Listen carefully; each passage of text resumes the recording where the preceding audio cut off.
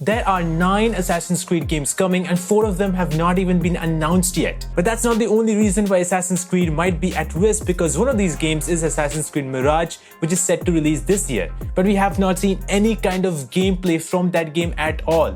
All we saw is that one cinematic trailer and some of the developers talking about how this game is going back to the roots of Assassin's Creed.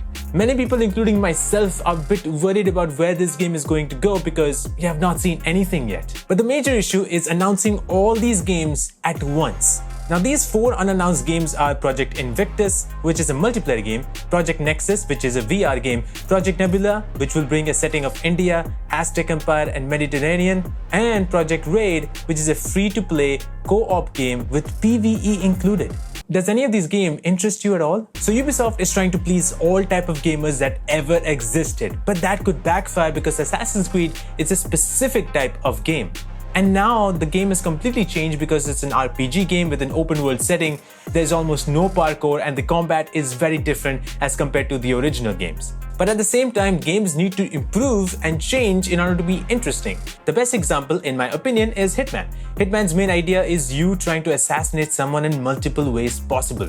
The game has gone through various iterations, but it continues to remain similar in what the game offers and how it's played. Within Hitman 3 itself, we see much larger locations, new ways to assassinate, AI being a lot improved and a lot stricter, and also having a coherent story. That's a major change from the very first Hitman to now, and that's the sort of evolution that Assassin's Creed game also requires in order to move forward. But obviously that did not happen, and that's why a lot of people wanted Assassin's Creed to go back to its roots. But there were a lot of people who actually liked the RPG side of things and the open world side of things as well. So that's why we have games like Codename Red, which is an RPG game. And then we have Codename Hex, which is supposed to be some type of a horror game in some ways. And then we also have Codename Jade, which is a mobile game.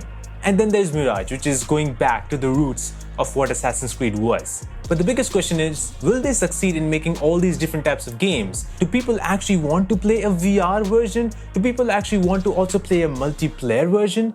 I personally do not want a multiplayer side of the game. I am just very much happy with where it is right now.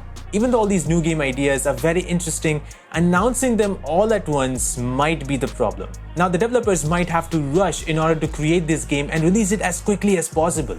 Now the best example we got to see was Assassin's Creed Unity and how it was launched as a buggy mess. The hate was real and it gave a bad impression on Ubisoft and the franchise. Now it could be very much possible that all these games will release in the next 6 to 7 years, which means they will have enough time to develop this game the way they want to. But again, why not announce it every single year instead of announcing it all at once? And forget about these 4 unannounced games, what about the games that are officially announced? It creates confusion and an overwhelming feeling because we are not so sure what to expect with each of these games. At this point, a lot of people even believe that Assassin's Creed is literally running out of ideas, and I would hate that to be true. Either the developers at Ubisoft will be able to make something amazing, or it turns out to be a failure. But there is one game that will not turn out to be failure, and that is Resident Evil 4 Remake. Check this video out to know everything about Resident Evil 4 Remake.